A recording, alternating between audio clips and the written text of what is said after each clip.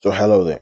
I seen this a few days ago, and I said, why not? Let's watch it. And I don't know who this is, but I just wanted to watch it. That's it. 30 Deep Grimy was on his way out of the streets, but then he caught a gun charge and had his own lyrics used against him in court. From coming up in the murder I feel like using lyrics in a court case is dumb, but also using lyrics of what you did in a song is also dumb. But also, like, okay, then it should be like this: you can't get solely arrested on lyrics, right? They can't arrest you and try you just from lyrics. But if there's other evidence, it'll be like, okay, whatever. capital of America to having a grandma who claims crib, this is his Grandma who wild claims story. crib. Crazy. Chicago drill made a lot of fans aware of how savage the streets really are. Rappers started airing out real-life beef in the music and taking the disrespect to a new level. Chicago is definitely one of the craziest cities in the US, but just a few hours away is the actual murder capital of USA, St. Louis, Missouri. St. Louis ain't just deadly compared to cities like New York and Chicago. It's actually one of the top 10 most violent places in the world. Gamble with your life anytime you step out on the streets, and that's the environment 30 Deep Grimy was raised in. Gangbanging was in Grimy's blood from the jump.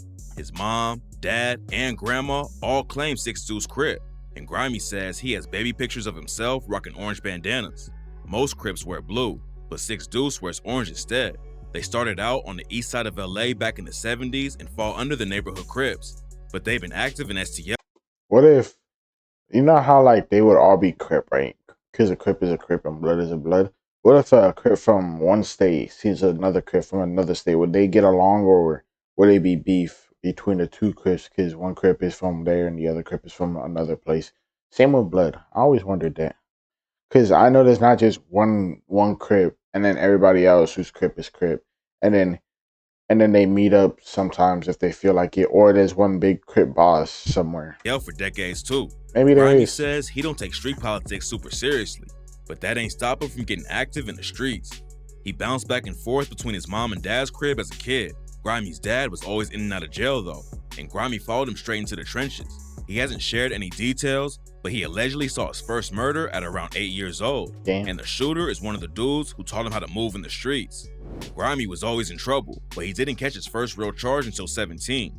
They sent him to the workhouse at a medium security prison for 5 months, and he says that's where he really turned into an animal. In some prisons, you're locked up with one cellmate, but where Grimy was locked up, he was in a bunk room with like 80 other dudes. 80. You have to grow up fast in a place like that and get your respect. I'm Grimy guessing grew up you do. boxing and fighting though, so he says he didn't have any issues inside. Grimy's been rapping since he was like 7 years old, but back then he was focused on getting his bread up and just surviving another day in STL. After he got out on the first charge, he ended up going back for a year because he caught a gun charge. Going back to prison was rough, but it was nothing compared to what Grimy had to go through next. While he was locked up for the shooting, Grimy's younger brother was killed at just 18 years old. Damn. It's not clear how it all went down, but the judge wouldn't even let Grimy go to the funeral because they thought he was too dangerous. Grimy told DJ Vlad that he couldn't even deal with it for a year because he was still locked up. He said crying in jail is like the worst thing you can do because dudes in there will try and test you if they see weakness. So Grimy just had to hold it all in until he was released a year later. Grimy decided to switch up how he moved and started taking rap more seriously.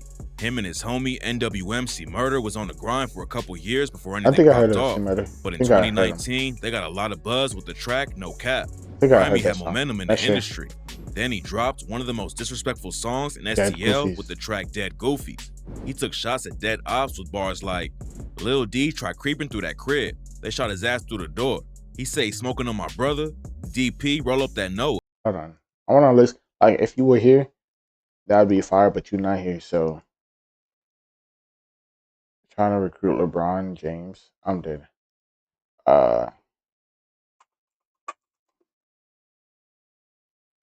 Dead Goofies. I'm gonna check it out after, just to see what it sounds like. I got Tiger in my swisher. This shit fresh out the morgue. He claimed he beef with 30 Deep. When the f did y'all score? He referenced Noah again with the line, them telling on each other, tell him free Lil Tyrell. Throw him a homecoming party filled with demons and shells. Lil Tyrell, aka Tyrell Davidson, was booked for killing a dude named Chauncey Brown back in 2013. Two 16-year-olds named Noah Barnes and James Moore were supposed to testify against him in the trial, but a few months after Tyrell was arrested, both of them ended up dead. 4 other dudes in the case ended up having their charges dropped because a detective who was going to testify developed brain cancer and died. Everything about this case was crazy, but then it took another wild turn. Tyrell's mom was accused of being the one who put the hits out on Noah and James. She allegedly had both of them killed to help Tyrell out, and now the whole situation is known as the Murder Mom case. Dead Goofies gave Grimy even more shine, and not before long, he was linking up with massive artists like King Von and Lil Baby. He was racking up millions of streams, going on tour, and putting STL on his back. His music got him in the spotlight, then Grimy showed everyone he could take over even more with tracks like Rockstar. A lot of street rappers don't know how to rhyme about anything but drills and dead ops, but Grimy was able to show the pain behind the lifestyle with bars like 30 deep the gang, all my brothers get busy. Remember we was young, we used to play the 360. Remember we was young, we used to fuck around with frisbees. Long live Chubb, this shit feeling like a dream. I remember we was bummy, we was plotting on a scheme. Keon died, Tay-Tay died, he was with me on the scene. Steady popping all these perkies, trying to overdose on lean. But while he was popping off and making it in the industry, Grimy still had major beef going on in St. Louis. It's not clear how it all started, but another STL rapper named KB6 dropped a diss track on Grimy and his crew called 30 Dead Homies. The track was full of savage disses like, lurking for Lil Grimy dude, saw a grimy bitch, hit the car from both sides, hoping his mama in the whip. Then, just a few months after dropping the track, KB was shot and killed in St. Louis. Rumors started flying that Grimy and his 30 Deep crew were behind the murder, but Grimy said that him and KB had already squashed the beef before he died. Some people call cap on Grimy. Wow. Bruh. You go flow 5 ice, smack me. But in an interview with Views from the Arch, it seemed like KB wasn't too pressed about the situation anyways. I don't know, motherfuckers be feeling themselves, cause like any motherfucker that diss me, like I real like know 'em, you know. So it's like a lot of shit that motherfuckers be saying and shit. I don't really be tripping off that shit. Grimy moved out of STL to focus on his career, but then he made the biggest mistake possible and everything went left. Boosie Badass has always said that street rappers should leave their city as soon as possible to avoid drama, and it seemed like Grimy was making the right moves to stay out of the trenches for good. But then he decided to go back to STL and ended up catching the charge he's locked up for right now. In January 2021, Grimy and his homies were riding around in a Pontiac G8 that had plates on it from a Jeep. Riding around with dirty plates wasn't the best move, and the cops pulled him over and found Grimy strapped when they searched the whip. Grimy tried to get his homie to make a fake receipt for the gun so it would be under another dude's name, but the cops weren't buying it and he ended up getting hit with a felon in possession of a firearm charge. Going back to jail didn't just hurt Grimy's career though, it almost got him killed. In an interview with Say Cheese TV, Grimy said he got jumped as soon as he went back inside. If he bounced over 2, he wrapping this shit up. Like, you wrapping your shit up, I already know what you want. He talking while he wrapping his shit up, but he bouncing up on me while he wrapping his shit up. The Smooth took off on him. After I took off on, I swear to God, Smooth took off on him. Grimy said he was winning easy, but then a bunch of other dudes jumped in and started throwing hands at him. They got him to the ground and started stomping on him, but Grimy got back up and started fighting again. He got stomped out 3 different times before everyone was too tired to fight anymore, but luckily he made it out of the situation alive. Grimy made bail and pleaded not guilty at first, but last year, he decided to take a deal and went back behind bars. Fans were hoping he'd get an easy bid and be home early, but that's not how it worked out. During the sentencing, the prosecution played his music in the courtroom and used his lyrics against him. They claimed Grimy's a gang leader who raps about the crimes they commit.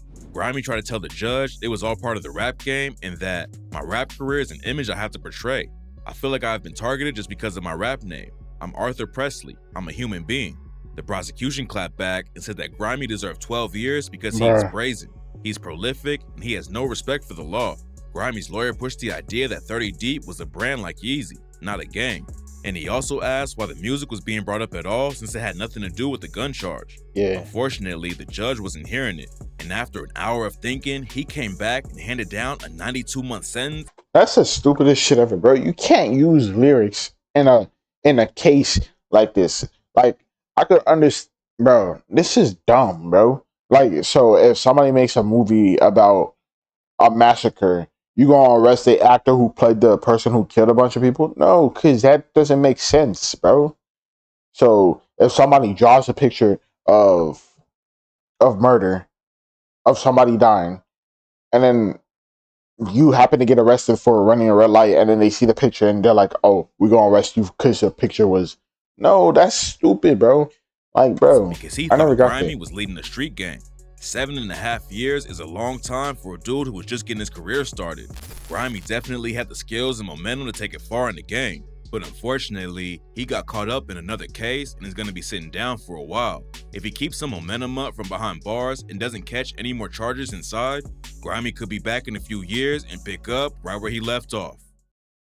That shit's dumb though. Like using rap lyrics in a case that's this serious, bro. Stop. He always said that if they come and get him, he gonna do some and grow him some locks. That man had a darker menace smile than every rapper. Hmm. And can't believe he getting 7 years. Haven't heard from him in forever. And now this. Yeah, it was 3 days ago. But like, subscribe, see you guys later. Hope you have a good day or night, and bye.